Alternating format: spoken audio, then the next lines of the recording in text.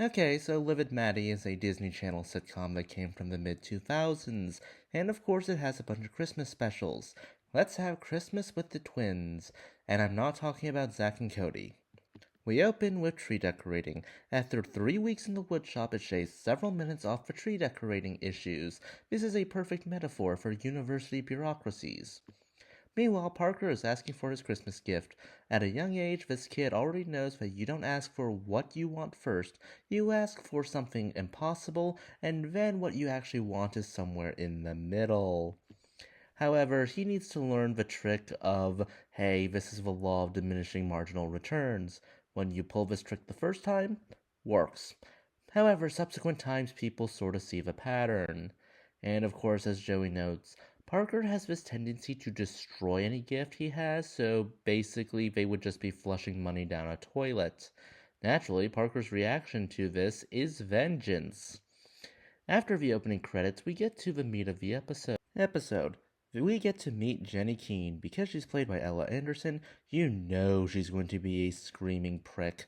At least this time she has a twist. She plays nice in front of everyone, but she shows her true colors away from all the adults.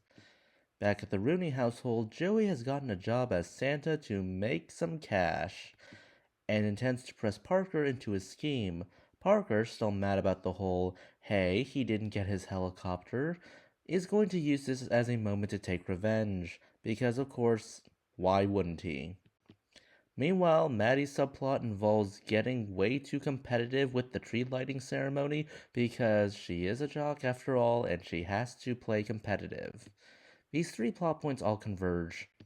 Parker sabotages Joey and makes his life a living hell, giving children all this free apple cider and flat out telling them, you are not going to see Santa until you drink every single drop, all because he wants them to, spread their apple cider onto Santa, if you know what I mean. Will that get me demonetized? I think it would get me demonetized.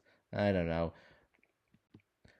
Then comes the big reveal. See, Joey did the whole thing where he prevented their mother from getting him the helicopter for one good reason. He had already bought the helicopter for Parker. Well, this makes Parker look like a big douchebag now. But hey, they hug and make up. And remember what I said about Joey being covered in human made apple cider earlier? Yeah. Well, he's hugging Parker and he's keeping his friends close but his enemies closer. Both of them are gonna wake up with rashes, aren't they? Liv and Jenny get into conflict on stage, with Jenny even donning a completely different outfit from the one she was supposed to be wearing and then decking Liv with a bag of presents. But hey, Liv decides that in the spirit of Christmas, she's going to let Jenny do the tree lighting, and Jenny does. And it is really bright. And we see some wire gore. Well, you can see what happens next. The tree ends up burning out, and all the power ends up going out because what did you guys expect from this? And Jenny denounces everyone in front of the town and even says she hates Stevens Point and then storms off the stage. Well, this is ruined. But at least there's the analog of use candles to light everything and have Liv sing Let It Snow. And the episode ends with this flag routine.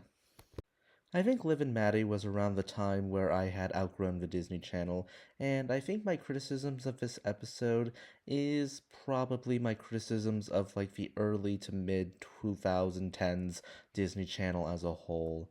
Essentially, there's this obsession where Disney at one point tried to split everything off, where all the singing, dancing, sitcom, girl led stuff was on Disney Channel, whereas the male leads would go be dumped onto Disney XD along with all the animation.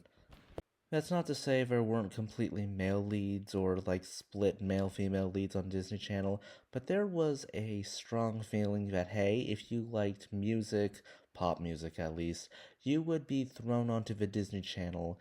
And I feel like that sort of homogenizes a good chunk of these episodes during this time period. The music aspect would be played up during these entire shows when it came to specials, and well, even though music is a massive part of the Disney Channel, I don't think any of the songs were particularly memorable, and if they were probably just remixed from older songs. Nothing is as mimetic as Mariah Carey's All I Want for Christmas Is You, but even then, I don't feel like any of the songs from the Disney Channel Christmas specials are, worth being anywhere of that mimetic, not even a fraction, because everything will be overshadowed by the classics, anyways. Overall, this episode is just fun, if not a little bit generic, and it's generally inoffensive. Those are just my thoughts. Please consider liking, subscribing, tipping the channel on Ko-fi. This is Cyril signing off.